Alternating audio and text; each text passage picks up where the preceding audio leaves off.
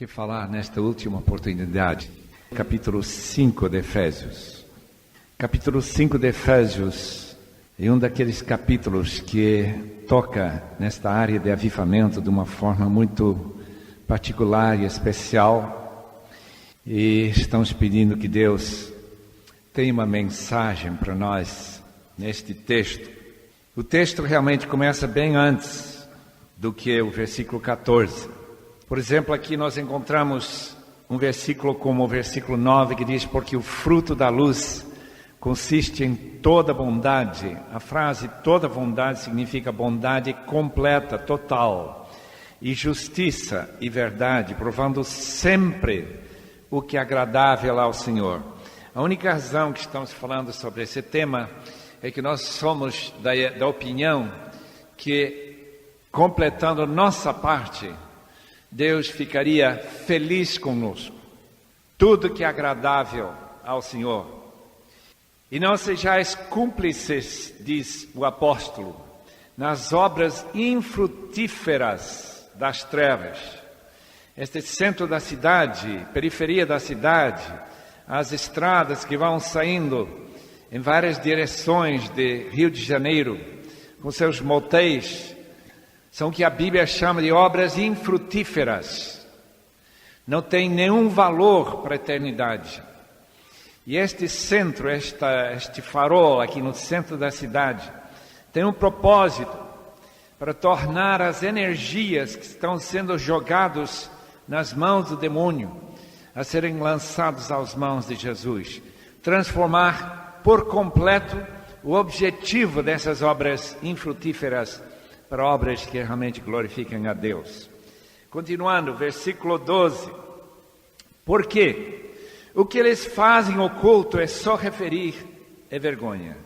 Mas todas as coisas, quando reprovadas pela luz, se tornam manifestas, porque tudo que se manifesta é luz. Nossos olhos não podem ver nada que não emana luz, que não reflete luz. Por isso que a palavra diz que todas as coisas, quando reprovadas, começam a refletir a luz. E o avivamento, acima de tudo, é reprovar o que está errado e começar a emanar ou refletir a luz. Daí o texto continua em versículo 14, porque diz: desperta, ó tu que dormes, levanta-te dentre os mortos e Cristo te iluminará. Portanto, vede prudentemente como andais, não como nécios, e sim como sábios, remindo o tempo, porque os dias são maus. Por esta razão, não vos torneis insensatos, mas procurai compreender qual a vontade do Senhor. E não vos embriagueis com vinho, no qual há dissolução, mas enchei-vos do Espírito, falando entre vós com salmos, entoando e louvando de coração o Senhor com hinos e cânticos espirituais, dando sempre graças por tudo a nosso Deus e Pai, em nome de nosso Senhor Jesus Cristo, sujeitando-vos uns aos outros no temor de Cristo. E o texto não para aí, continua falando sobre os lares cristãos, onde as mulheres, as esposas, mostram uma submissão, um espírito de submissão, e os maridos mostram o próprio amor de Cristo para suas mulheres. E também os pais criando seus filhos na admoestação do Senhor, isto é, em que os filhos estão constantemente conscientes de que esta vida é apenas vestibular da vida vindoura. Nós temos aqui no Brasil a necessidade, quem quer estudar na universidade passa um vestibular, mas o vestibular do céu é aqui.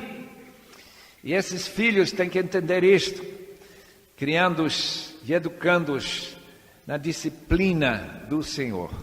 Daí ele continua falando para os empregados, e nós temos assim muita gente que mora nessa cidade e trabalha, não são escravos, como Paulo denomina as pessoas no fim do capítulo 5, começa, aliás, no capítulo 6, versículo 5 em diante. E finalmente ele fala sobre esta armadura de Deus, tão importante que nós já acabamos de cantar nesta noite. Mas nosso interesse nesta noite tem que focalizar um trecho desse texto. Um trecho bem direcionado para o avivamento. E nós vamos orar para que Deus nos instrua e muito mais ainda que nos motive, que Ele coloque diante de nós os incentivos a buscar com mais insistência o avivamento. O nome de Davi Gomes está marcado em todo este prédio e particularmente neste recinto. Eu conheci o pastor Davi há muitos anos atrás em Friburgo, pela primeira vez e depois muitas outras ocasiões. Esse irmão sempre nos chamou a atenção de ser um homem que procurava de Deus tirar toda barreira para o avivamento. Agora Deus tem dado para esta igreja um líder que também tem o mesmo coração do pastor Davi. Eu acho muito interessante isso. E nós rogamos a Deus, enquanto Ele não mandar o seu filho de volta, que esse avivamento não demore muito. E que os irmãos fiquem muito gratos a ver Deus derramando o seu Espírito com todo poder e glória, produzindo muito fruto para a sua glória. Vamos orar. Senhor, e com gratidão, nós não podemos deixar de ser gratos a Ti. Gratos por essa graça que nós acabamos de ouvir, graça que é maior do que nossos pecados. Graça, Senhor, que se manifestou nas vidas das pessoas que fundaram esta igreja. Graça nas vidas das pessoas que agora mantêm esta obra e que estão falando de Cristo diariamente para as pessoas perdidas dessa cidade. Rogamos, ó Deus, que nesta noite Tu nos fales também através do Teu Espírito Santo e o texto inspirado.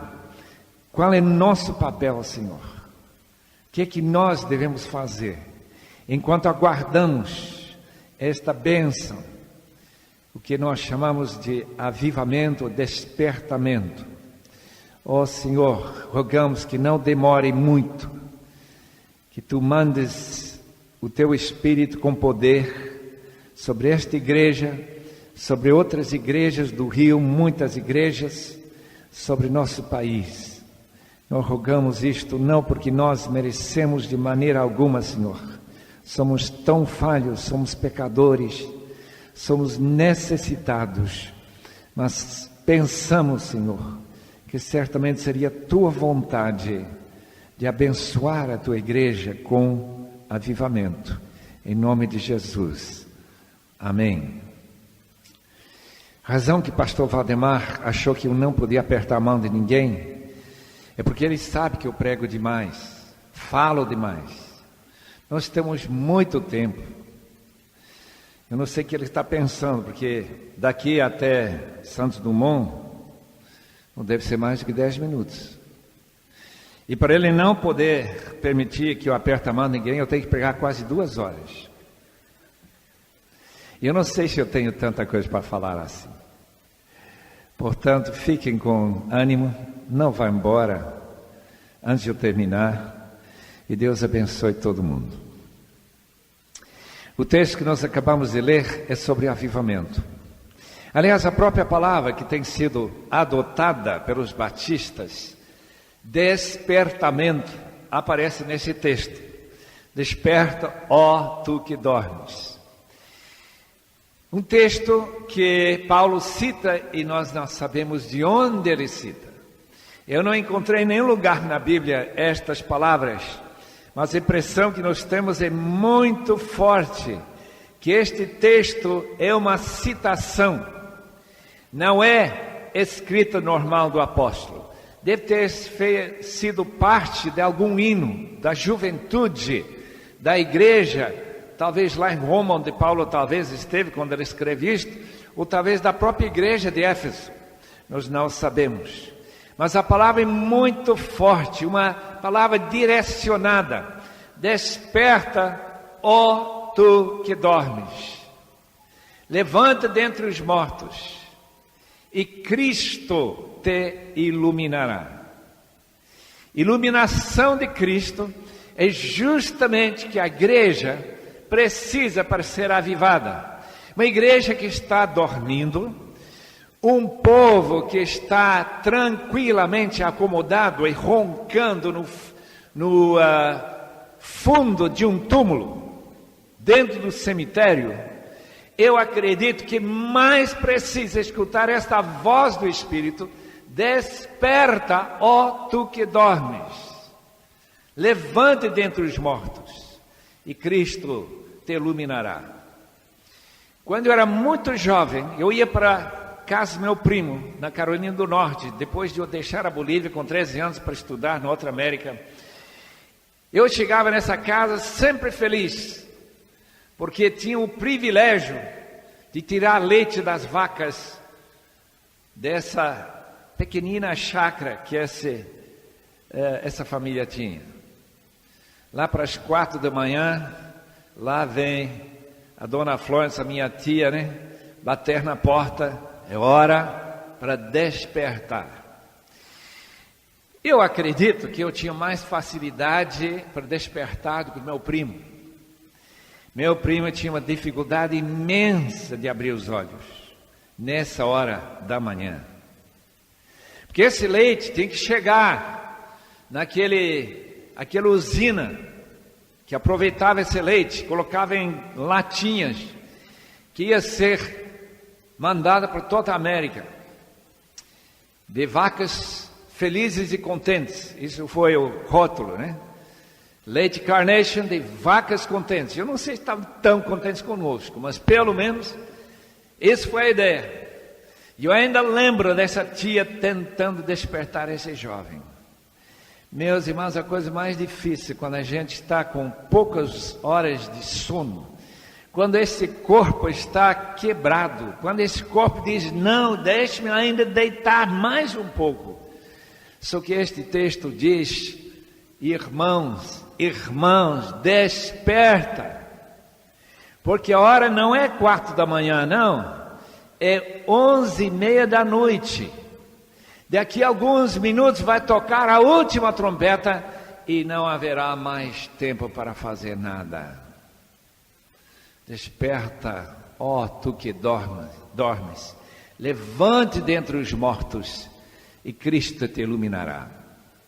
Avivamento é justamente dar vida a pessoas que já têm vida, mas a vida está tão ruim, tão baixa qualidade, está tão em falta de demonstração de sua vitalidade, que o texto usa esta palavra de desperta o que dormes, e não somente que dorme numa cama, como o primo Filipe, mas quem dorme no fundo do túmulo. Por que o fundo do túmulo? Porque, queridos irmãos, os mortos que não conhecem o Senhor Jesus estão no túmulo, estão aguardando o enterro final, já estão no caixão. E o que é impossível acreditar, que a igreja que vai sugando do mundo o mesmo pensar, a mesma maneira de agir, os mesmos valores, as mesmas ambições, segundo o texto, comparado a uma pessoa que dorme e é colocado dentro do túmulo junto com os defuntos. Por quê? Porque não dá para distinguir quem está com vida e quem não está com vida. A igreja luterana alemã, onde meu genro, Volker, e a minha filha adoram de manhã, porque à tarde eles frequentam uma outra igreja. Mas como ele faz parte do conselho daquela igreja luterana de Ruit, perto de Stuttgart, como eu fiquei impressionado com a seguinte exigência dessa igreja, feito pelo próprio conselho da igreja: o pastor dessa igreja precisa ser crente. Meus irmãos, os irmãos perguntaram ao pastor Valdemar se ele era crente, antes de convidá-lo para pastorear a Igreja da Esperança? Claro que não. Era um pressuposto que todo pastor tem que ser crente.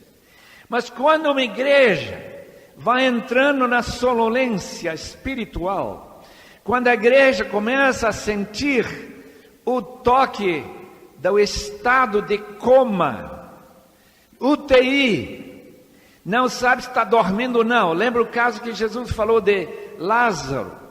E quando os discípulos acharam que não havia nenhuma razão para ir lá, Jesus diz, ele está dormindo, eu preciso despertá-lo.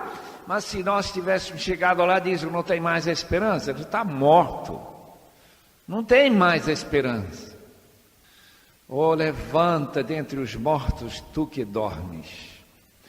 Toda pecaminosidade, todos os valores errados, toda a falta de ler e obedecer este livro, toda a capacidade que nós temos de racionalização com nossa pecaminosidade, é como tomar uma pílula que nos leva a cair numa sonolência absoluta e total.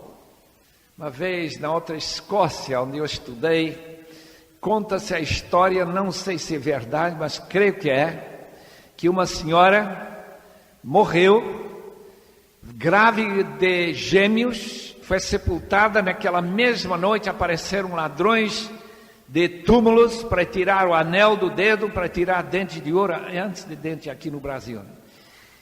Tirar dente de ouro e deixar o túmulo assim. Então eles escavaram aquela terra fofa, tiraram a tampa. Qual foi a surpresa? Que aquela mulher abriu os olhos e olhou bem direto nos olhos dele para saber o que eles estavam fazendo. Meus irmãos, ela sobreviveu pela graça de ladrões de ouro de defuntos, porque senão ela teria sido sufocada lá dentro. O texto diz, desperta, ó tu que dormes, levanta do túmulo, não fique sendo confundido com os defuntos, e Cristo te iluminará.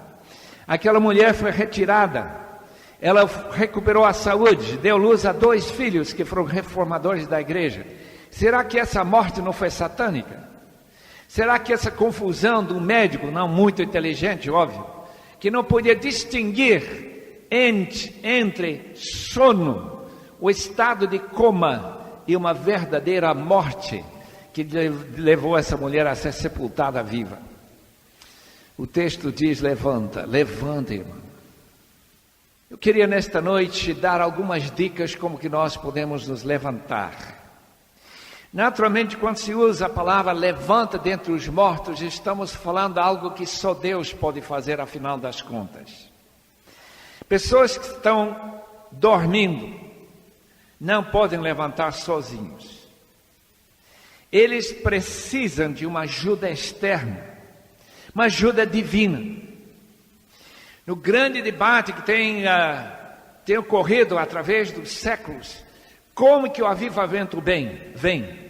O avivamento vem porque as igrejas e o povo de Deus quer e vai pedindo a Deus, como Martin Lloyd Jones, aquele famoso pregador do centro de Londres, uma igreja semelhante a essa, bem no centro de Westminster, no centro de Londres, que pregava anos e anos a fio, esperando o avivamento. Inclusive um livro que foi traduzido, vi na biblioteca do pastor, o livro dele sobre avivamento, aquelas mensagens que ele pregou, 1959, já que era 100 anos depois do grande avivamento que ocorreu na América e norte da Irlanda e outras partes do mundo. Amados irmãos, será que ele estava certo quando ele diz que nós podemos esperar e orar, mas nós não podemos trazer o avivamento? Nós não podemos despertar a nós mesmos. Tal como esse filho da minha tia não podia despertar a si mesmo. Precisamos de ajuda da tia.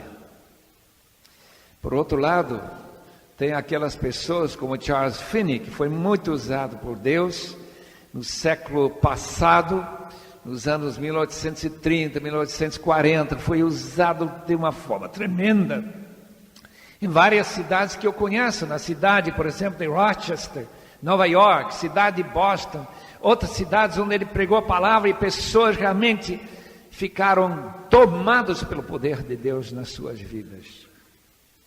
Ele escreveu um livro dizendo que qualquer pessoa e qualquer igreja pode ter um avivamento exatamente quando eles querem. Eles podem se despertar a si mesmos. Ele estava olhando o lado humano, tal como nós olhamos quando nós convidamos alguém a aceitar a Cristo, como se ele pudesse fazer isso sozinho. Por outro lado, temos os calvinistas que olham para o outro lado e dizem: ninguém aceita a Cristo se ele não for chamado. E há muitos textos que mostram isso. Parece que há um fator que vai cruzando entre nosso interesse, nosso desejo e o desejo que Deus também tem. E oração e busca para que nós possamos ser levantados desses túmulos em que a vida é infrutífera, na escuridão das trevas que o texto anterior falou, onde a justiça é uma coisa abafada e a injustiça impera, onde as obras que não têm nenhum pago eterno, não têm nenhum galardão, porque não são feitos para a glória de Deus. Quando essas obras são transformadas em energia que Deus nos deu para nossos corpos, é usada para a glória de Deus. Desperta, ó tu que dormes, levanta dentre os mortos, porque Cristo te iluminará. O apóstolo Paulo teve problema com a igreja, ou as igrejas da Galácia. Eu queria que os irmãos, abrindo suas Bíblias, dessem uma olhada no capítulo 4, versículo 19. Esse versículo mostra exatamente o que ser iluminado por Cristo significa. Quando Paulo pregou para os Gálatas, e eles aceitaram com tanto entusiasmo, quando eles mostraram o amor pelo apóstolo, como os irmãos têm mostrado por mim, Paulo diz: vocês estariam prontos a tirar seus próprios olhos e dar para mim. Não sei se isso significa que Paulo tinha algum problema de olho. Mas logo em seguida a igreja entrou em depressão. A igreja começou a murchar.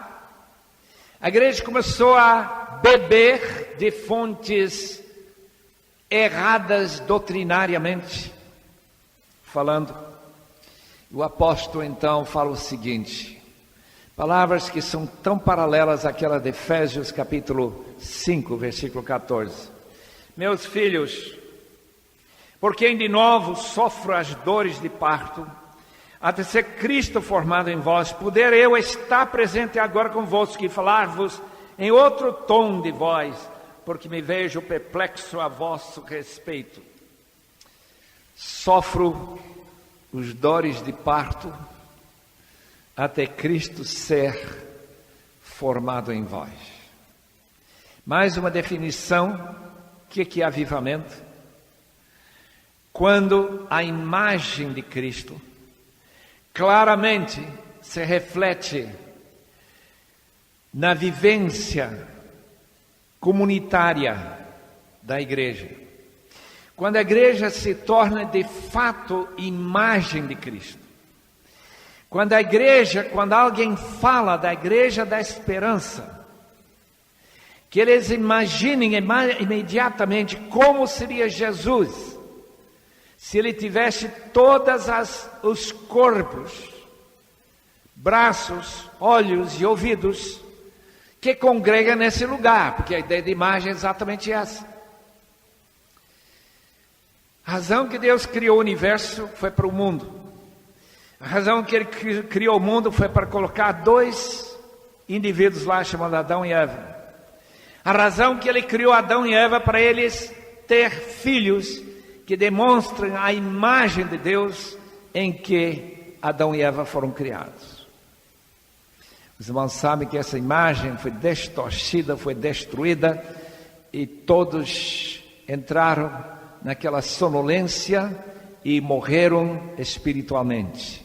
Jesus veio para despertar, Ele veio para colocar sua imagem novamente na igreja, Ele veio para levantar do túmulo os que estavam mortos em Cristo, capítulo 2, dominados pelo poder satânico. Mas quando uma pessoa tem vida, quando uma pessoa já tem o Espírito Santo, mesmo que ele esteja entristecido por causa da nossa pecaminosidade, por causa de nossa imitação dos valores deste mundo, há a possibilidade de sermos despertados. O que nós podemos fazer? Em primeiro lugar, versículo 15 diz assim: portanto, por causa desta chamada, clarinada, para despertarmos e receber a iluminação da palavra de Cristo, portanto, vede prudentemente como andais. A palavra andar significa como nós nos comportamos, como que nós agimos, como nós pensamos, falamos, o que nós colocamos como os alvos de nossa vida. De dar um exame cuidadoso, não como o nécio faz. O nécio é uma pessoa, segundo o Salmo 14 e outros salmos, que diz que não acredita em Deus na realidade. Pode ser que ele acredite em Deus teoricamente, mas ele não vive sua vida como se Deus estivesse vivo. Eu lembro o caso de Stuart, aquele pastor de Milwaukee. Ele esteve no centro de Londres, porque ele é inglês. Um dia ele chegou lá no centro de Londres, onde ele tentava ganhar alguns daqueles jovens para o Senhor. E ele começou a evangelizar um daqueles jovens. E ele disse: o senhor não acredita o que o senhor está falando. Aquele jovem falou isso. Diz: eu acredito sim. Não, o senhor não acredita. Ele tenta convencer, mas ele não consegue convencer. Sabe por quê? O jovem explicou muito bem para esse pastor Stuart: porque se você acreditasse que isso que você está falando, você teria chegado aqui no centro de Londres bem antes de hoje. Essa é a primeira vez que estou vendo você aqui. Que coisa, né? Amados, o nécio pode dizer que ele crê em Deus, mas como ele não examina se seu comportamento é do acordo com a vontade de Deus, qualquer pessoa pode distinguir e dizer: essa pessoa está dormindo com os defuntos. Ele não tem uma vida examinada, porque a palavra do versículo 15 é esta: vede, examinai as vossas vidas. Pega o livro de comparação, manual do Criador, e veja se sua vida comporta e se acompanha direitinho o caminhar que a Bíblia coloca para a pessoa que não está dormindo com os mortos, com os defuntos. Nosso caminhar é justamente o caminhar examinado. Quando nós fomos trabalhar com esse acampamento no Cabo de Massachusetts, aquele gancho de terra, naquele local, tentando ganhar jovens para Cristo, bem jovens que vinham da cidade de Boston. Nosso primeiro dia de folga, nós fomos para aquela cidade. Foi criada em cima dos trilhos das vacas dos imigrantes iniciais há 300 e tantos anos atrás. Era uma cidade tão confusa. E eu lembro que quando nós chegamos lá e nós perdemos lá dentro, nessa confusão, nesse labirinto, que 20 minutos depois que nós tínhamos visto um policial, baixamos a janela e disse: senhor policial, o senhor nos pode mostrar qual é a saída desta cidade? Como que a gente sai? Ele fez uma das perguntas mais sábias que eu já ouvi em toda a minha vida. Ele disse: senhores, para onde que vocês querem ir? Claro que a cidade tem muitas saídas. Vocês querem ir para o norte, querem ir para o oeste ou querem ir para o sul? De fato, nós queríamos ir para o sul. Daí ele nos ajudou quando nós comentamos para onde nós queríamos ir. A vida examinada, meus irmãos, é uma vida que olha para o futuro. Daqui a 100 anos, todos nós estaremos fora desse local. Ninguém estará mais aqui, que está aqui esta noite, daqui a 100 anos. A não ser que o milênio seja oportunidade de voltar para a Igreja da Esperança, não sei. Como será sua avaliação de sua própria vida daqui a 100 anos? O avivamento, se eu entendo esta palavra, significa uma pessoa que vê sua vida à luz da vida futura. A pessoa que pode olhar lá na frente colocar suas decisões, seus alvos, a maneira de gastar dinheiro, a maneira de gastar horas e horas de vida com a televisão ou não gastar, e dizer: Senhor, eu quero viver de tal forma que eu não tenha que pedir desculpas, Senhor, nem tenha que chorar lá no céu, porque eu escolhi mal em que direção eu queria caminhar. Vede prudentemente, no original a mesma palavra que Lucas usa para falar como ele escolheu o que ele falaria de Cristo. Vede se andais acuradamente de acordo com os valores deste livro. Despertamento, acima de tudo, é viver de acordo com a palavra de Deus. Quando o grande avivamento ocorreu no despertamento da Nova Inglaterra, os irmãos entendem imediatamente que o que mais interessava é ler a palavra e tentar entender o que Deus queria com sua vida.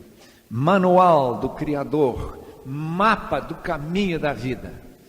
Para poder repetir com um dos jovens que foi muito tocado por esse avivamento, chamado David Brainerd, quando ele morreu com 29 anos, depois de apenas 5 anos de trabalho missionário, ele fez a seguinte pronúncia, lá na casa do senhor pastor Jonathan Edwards, onde ele estava sendo cuidado, antes de ele morrer com tuberculose. Ele fez a seguinte afirmação que eu não posso fazer de jeito nenhum, não sei se alguém aqui pode fazer. Uma vida realmente avivada, eu não teria vivido a minha vida de uma forma diferente do que eu vivi por nada neste mundo. Ninguém me persuadiria que eu escolhi mal quando eu escolhi ser missionário, trabalhar entre aqueles índios, sofrer demais, uma vida realmente sofrida. E ele chegando no fim com apenas 29 anos, se ele pudesse ter vivido mais, talvez com cuidados médicos melhores, se ele não tivesse gasto horas de joelho na neve, com aquele frio terrível, entre esses amados índios, em Crosswixen, onde 130 deles foram ganhos para o reino de Nosso Senhor e Pai. Vede prudentemente como andais. Nada mais triste do chegar no fim da sua vida, daqui a 40 anos, 30 anos, olhar para trás neste fim de século, fim de milênio, dizer: olha, escolhi mal. A minha vida tem sido um desastre. Tem sido uma vida de desperdício total. Que Deus tenha misericórdia de mim. O avivamento é para evitar que isso aconteça com qualquer de nós. Segundo lugar, para despertar, ficar fora do túmulo e não ser confundido com os defuntos.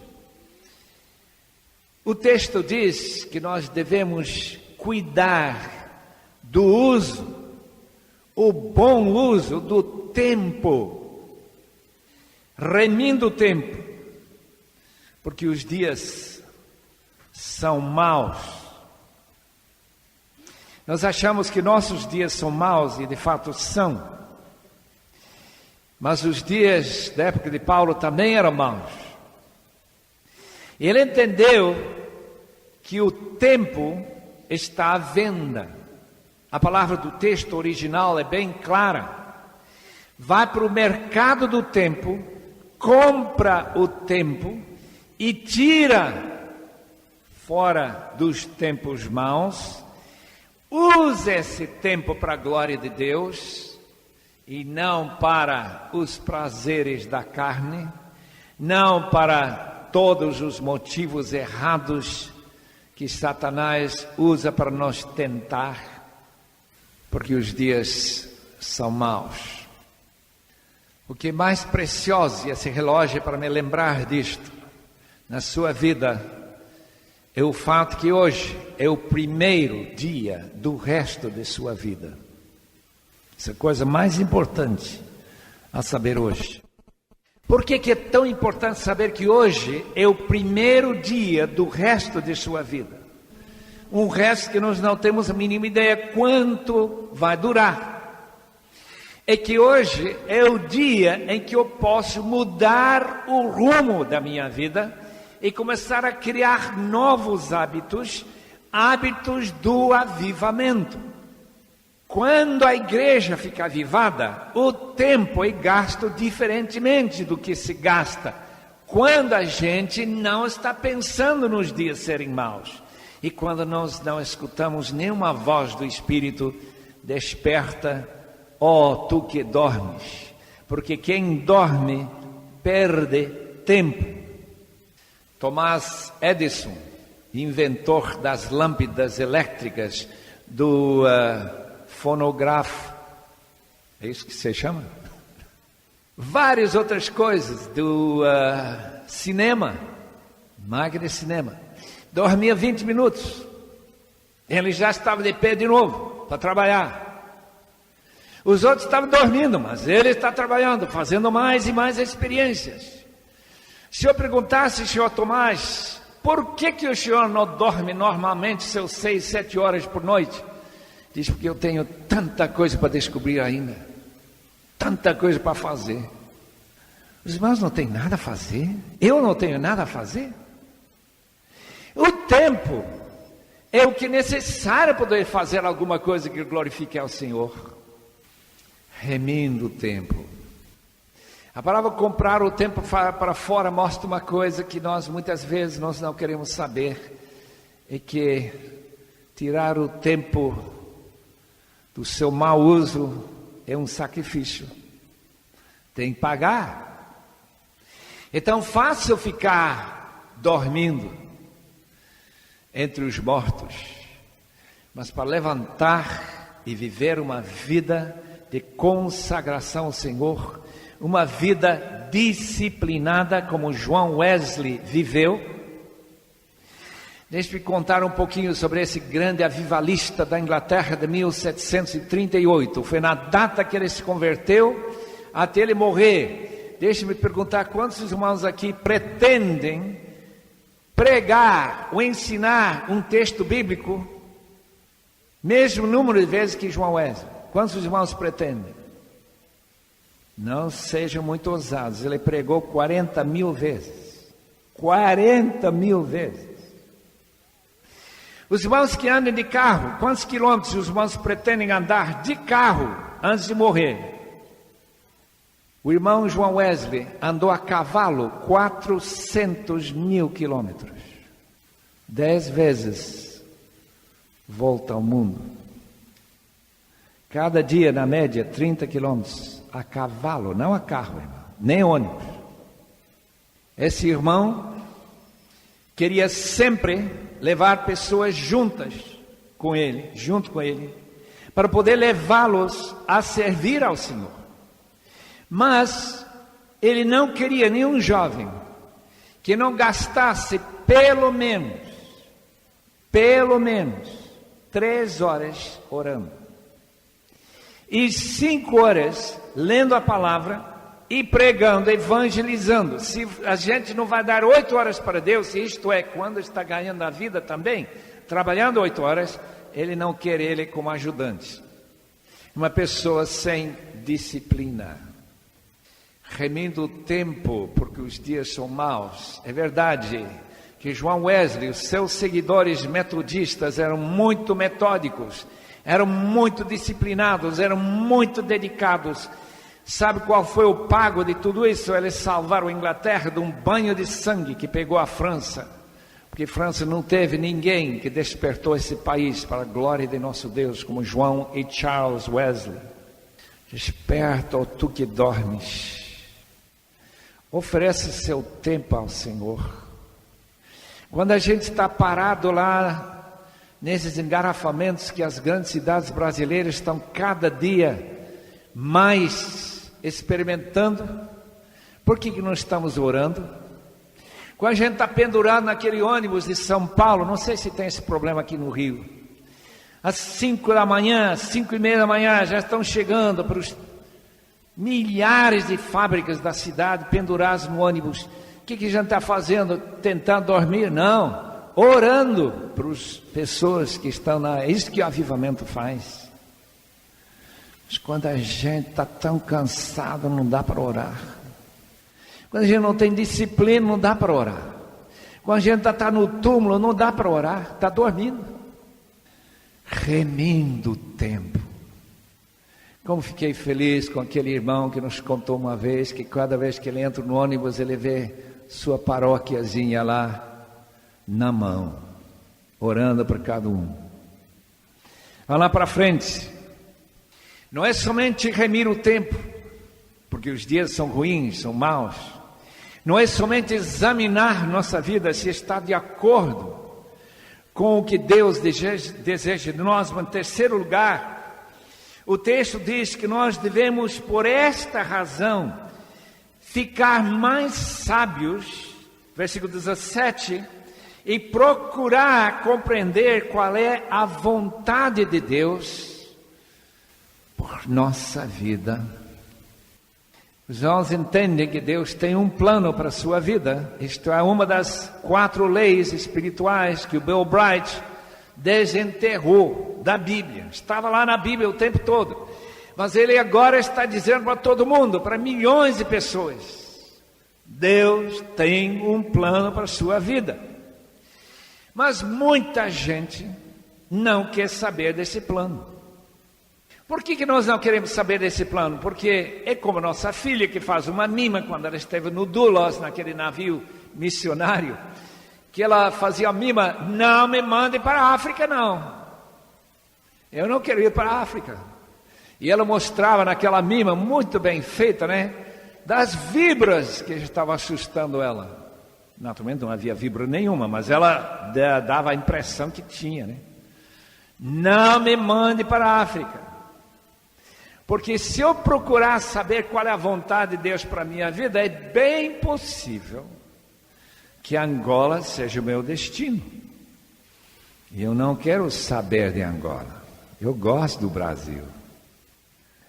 Eu penso naquele irmão Ronaldo Lidório, como ele está feliz em trabalhar com os concombas do nordeste de Gana, uma terra que um pastor do Brasil foi visitar, passou uns dias com ele e disse: não voltou nunca mais não, a gente come ratos lá. É isso mesmo, comem rato. Meus irmãos, eu não quero comer rato. Se a vontade de Deus é deixar o Brasil para comer rato, eu preciso do avivamento mesmo. Porque o avivamento me tira desse falta de alegria em comer ratos e me torna como Ronaldo Lidório. Ronaldo Lidório não tem problema nenhum com ratos, nem sua esposa, nem seus filhos. Rato bem cozido, delícia. Também nunca provei, né? Estou falando daquilo que eu não sei. Mas eu sei que o Ronaldo Lidório e o irmão tão abençoado, que se Deus curasse ele do tuberculose dos seus ossos hoje, amanhã ele estaria fazendo planos para voltar para essa terra. Deus tem abençoado aquele jovem tão maravilhosamente. E lá no céu ele tem galardões e galardões que a gente não pode imaginar. Milhares daqueles concombas têm se convertido para a glória de Deus. Oh, meus jovens, procura saber qual é a vontade de Deus, para não chegar no fim da vida com mãos vazias. O avivamento, se eu entendo corretamente, produz inevitavelmente uma visão missionária que de outro modo não existe, não ocorre. Por exemplo, quando Lutero e Calvino e as igrejas reformadas da Holanda, as igrejas da Suíça, as igrejas luteranas da Alemanha, quando eles abraçaram o Evangelho, não foi o avivamento, foi uma mudança, de certo modo, de política e de teologia, da igreja católica para a igreja luterana. Como que eu sei disso? Porque não houve nenhum despertamento para missões. Mas quando os pietistas, homens como como Nicholas von Zinzendorf, 1727, marquem bem essa data, porque eu não estaria aqui hoje, não fosse essa data, 13 de agosto de 1727. Mais de 270 anos atrás, Deus derramou seu Espírito com tanto poder e força sobre um grupo de morávios refugiados na Saxônia, na Alemanha. E quando Deus despertou aquele povo que não estava gostando da necessidade de ter uma reunião por dia, passou a querer pedir 3 reuniões por dia para louvar a Deus. E daquele grupo de irmãos, pequeno grupo de irmãos, saíram mais missionários para evangelizar o mundo. Eu acho inacreditável isto, de que 200 anos anteriores, de igrejas luteranas, anglicanas, igrejas batistas, não sei o que mais, um pequeno grupo de moráveis manda 226 missionários para esquimós, manda para os índios americanos, vão para as ilhas. 2 daqueles jovens, não esqueço o nome deles, um deles era Davi, andaram a pé, não tinha sustento. Chegaram a pegar um navio, trabalhar no navio para poder chegar no Caribe, aqui ao norte de nosso Brasil. E lá eles se escravizaram para poder comer e evangelizar os negros que estavam cortando cana. Gastaram o resto da sua vida tentando ganhar aqueles escravos pelo nosso Senhor Jesus. Procurai saber qual é a vontade de Deus para a sua vida. Eu queria ler para os irmãos umas palavras de uma pessoa que foi levada para esse campo. Ela casou, Betty Elliott, recebeu estas palavras na sua Bíblia quando a Betty Scott Stam foi embora para a China. Seu sobrinho, John Stam, foi meu companheiro de quarto em Wheaton, nessa mesma escola. As palavras da Betty Stam antes dela ir para a China foram estas: Senhor, eu dou tudo, os meus planos, propósitos e desejos e esperanças, e aceito a Tua vontade para a minha vida.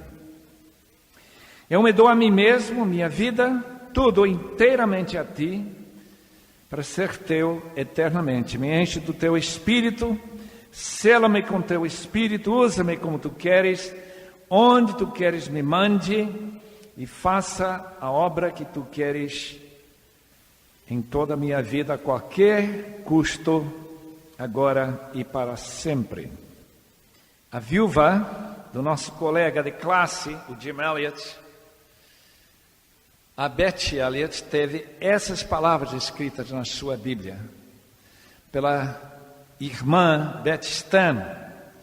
Se os irmãos olharem naquele livro, até os confins da terra, vão encontrar a foto dela e do seu marido John Stam, tio do meu companheiro de quarto, que foram decapitados na China.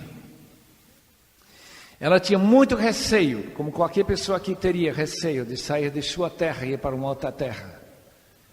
Mas esse receio foi vencida com esta oração: Senhor, eu entrego tudo que eu tenho, tudo que eu sou, a minha vida para Tua vontade, agora e para sempre. Ela e o seu marido, pelas tropas de Mao Zedong, quando a sua pequena cidade no interior da China foi cercada, eles tiveram o privilégio de manter-se vivos durante mais alguns anos, se eles negassem a Cristo. Mas eles decidiram não negar a Cristo. E ambos, Betty e John, foram decapitados, deixando uma menininha de 1 ano, que pela graça de Deus e o amor de um irmão chinês, foi salvo. E essa irmã está viva hoje, se não me engano. A vontade de Deus parece ruim quando eu conto essas histórias, mas não é não.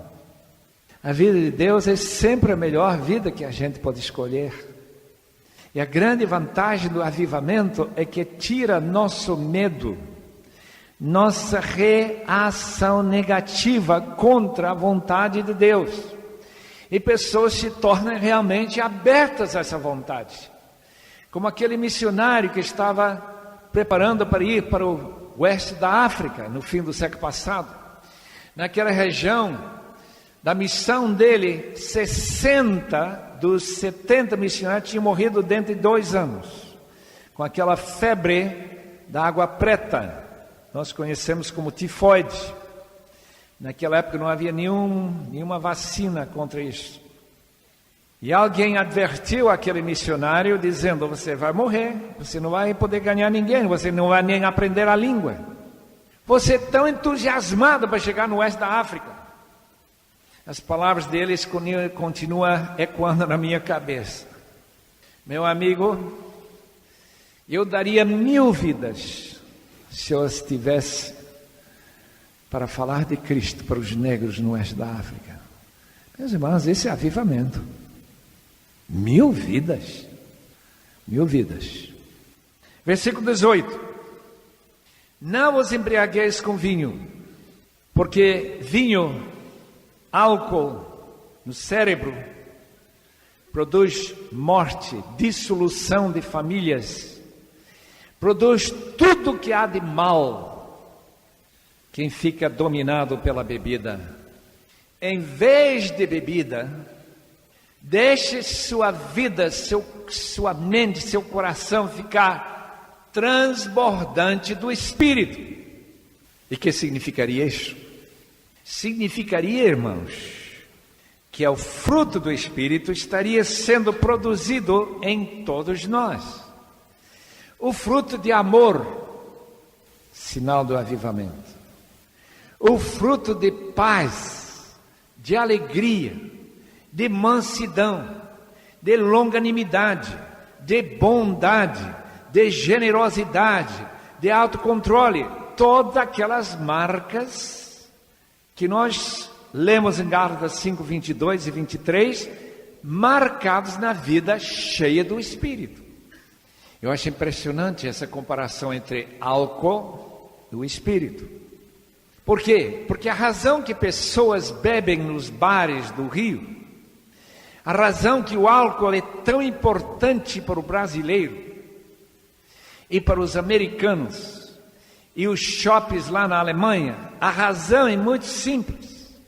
A pessoa que bebe vai perdendo suas preocupações na vida, vai sentindo uma certa euforia, vai sentir-se mais alegre, mas o preço é muito alto. Alguém fez a seguinte observação, que quem bebe se torna um animal, primeiramente um macaco, depois de beber um pouco de cachaça, ele começa a falar demais, sem nada para dizer, depois ele bebe mais um pouco, ele se torna um leão, pronto a brigar com todo mundo, até matar, continua bebendo e logo ele está dormindo sarjeta como um porco. Como é diferente quem está cheio do Espírito. Como é diferente quando uma igreja cheia do Espírito se torna uma igreja realmente avivada. Enchei-vos, deixai-vos encher do Espírito. Jesus disse: se alguém tem sede, vem para mim e beba. Porque como diz as Escrituras, do seu interior fluirão rios de água viva. Esses rios são rios de vida, vitalidade, tal como o Juazeiro do Norte. A gente percebe uma área muito seca, ao não ser que naquela terra do Padre Cícero tem uma fonte de água que sai da terra, um rio de água, um riacho, que vai molhando a terra e produzindo alimentos para muita gente naquela região no sul de Ceará. Sua vida, a vida dessa igreja pode ser assim. O texto continua dizendo que as marcas do avivamento são as seguintes. Em primeiro lugar, a marca é que nós nos tornamos comunicativos, falando entre vós com salmos. Não aquela comunicação de macacos, mas a comunicação da palavra. Exortai-vos mutuamente, enquanto se chama hoje, para que ninguém seja endurecido pelo pecado. Quantos de nós estamos todo dia recebendo e dando uma exortação da palavra de Deus, falando entre vós com salmos, com hinos e com certeza com textos bíblicos, falando, louvando. O avivamento produz música. Até este novo surto de músicas no Brasil, nós sempre cantávamos os hinos dos avivamentos do passado. Eu fico impressionado com esses avivamentos e como a música perdurou até recentemente. Nossos cantores cristãos, nessas músicas do inário para o culto cristão, louvando ao Senhor. Mas o texto diz para aqueles que não têm voz muito bonita e linda, né? Pessoas que só cantam no chuveiro, louvando de coração ao Senhor, constantemente alegre na sua presença. O avivamento tira a tristeza do coração, traz alegria, muita alegria. Alegrai-vos sempre no Senhor. Por que Paulo podia ficar tão alegre depois de ser açoitado na prisão de Filipos? Por que ele estava tão alegre lá na prisão de Roma? Razão muito simples, ele estava cheio do Espírito e bem avivado. O texto continua dizendo que o avivamento traz verdadeira gratidão. Uma das marcas da sonolência no túmulo junto com os perdidos e com corações sempre reclamando, sempre vendo o lado negativo e não reconhecendo que tudo que nós temos é para nós oferecermos gratidão ao Senhor, em nome de nosso Senhor Jesus Cristo. Eu nunca conheci o T.J. Bach, fundador de uma das maiores missões do mundo. Missão que hoje tem mais de 1000 missionários espalhados no mundo. T.J. Bach. Só conversar com ele, só abrir alguma conversa e ele está orando, dando graças a Deus pela sua vida. Eu não conhecia esse irmão, mas deve ter sido uma coisa impressionante, né? A gente começa a conversar com ele, logo ele está orando pelo irmão, pela irmã. Voz alta, né? Dando graças a Deus pela sua vida. Esse avivamento, irmãos. Sujeitando-os uns aos outros no temor de Cristo. O significado disso é muito simples. É que avivamento também produz mansidão e humildade. Os problemas que as igrejas têm, a razão que as igrejas se dividem, porque nós somos muito orgulhosos e arrogantes. Nós não sabemos nos sujeitar facilmente uns aos outros, a não ser naquele momento que o poder de Deus cai sobre nós e nós somos tremendamente humilhados na sua presença. Então é a coisa mais fácil no mundo escutar meu irmão e tentar ajudá-lo.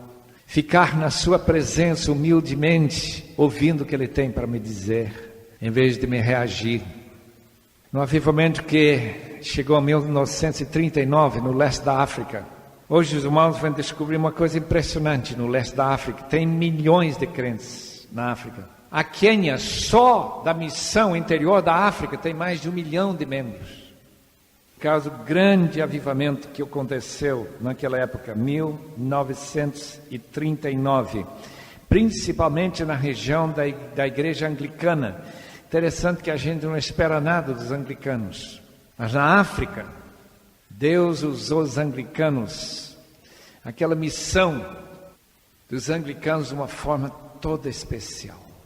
Mas o que me impressionou quando Roy Hession falou daquele avivamento no leste da África, há 60 anos atrás, começou neste ano, 60 anos, foi o fato de que depois daqueles irmãos confessar os seus pecados com lágrimas e chorando na presença de Deus, eles chegaram para os seus irmãos para querer manter o avivamento. Eles disseram o seguinte: por favor, nunca deixa de me dizer se você vê algo na minha vida que talvez não agrade a Deus. Talvez não agrade a Deus. Características do avivamento no leste da África: primeira, abertura, confissão, arrependimento. Segundo, restituição, reconciliação. onde havia separação entre irmãos e quebra de relacionamentos, muitos dos alunos da escola pediram o direito de voltar para casa da escola e pedir reconciliação com algum irmão, quando o avivamento chegou no seminário, o Instituto Bíblico. Número 3, quebrantamento. Não insistindo em direitos próprios, sujeitos uns aos outros. E prontidão para admitir o pecado e culpa quando o irmão os apontou. Número 4, reuniões de comunhão, dando testemunhos, o que ele chamava de andar na luz, sendo totalmente honesto acerca de motivos, intenções e ações. Planejar o casamento e construir uma casa era ocasião para andar na luz. Número 5, aceitação da responsabilidade evangelística. Cada crente sentia que era sua responsabilidade espalhar as boas novas. Oh, desperta, oh tu que dormes, levanta dentre os mortos, e Cristo te iluminará. Vede prudentemente como andais. Estamos no avivamento ou não? Richard Owen Roberts diz: eu sei que o avivamento, que eu já passei por ele. Será que eu já passei? Será que eu gosto mais de orar do que conversa sobre futebol? Será que eu gosto mais de falar de Cristo do que qualquer outra coisa? São sinais de avivamento. Será que eu tenho vergonha de falar dos meus pecados quando eu tropeço? Pedir perdão para o meu irmão? Isso é avivamento. Perto, ó tu que dormes, vede prudentemente como andais, remindo o tempo, os dias são maus, compreenda qual é a vontade de Deus e deixe o Espírito Santo, santificador, realmente encher sua vida. Oh Deus, nós não podemos trazer avivamento, mas Tu podes. E se nós quisermos, se nós estamos realmente desejosos que esse avivamento comece em nossa própria vida e coração, com certeza Tu atenderás a nossa súplica. Esta noite eu peço, Senhor, eu peço para a minha vida, eu peço para a vida dos meus irmãos na Igreja Batista da Esperança do Rio, esse avivamento que Tu queres mandar, para que as bênçãos de Deus se manifestem e a imagem de Cristo se manifesta nesta igreja. Em nome de Jesus. Amém, Senhor.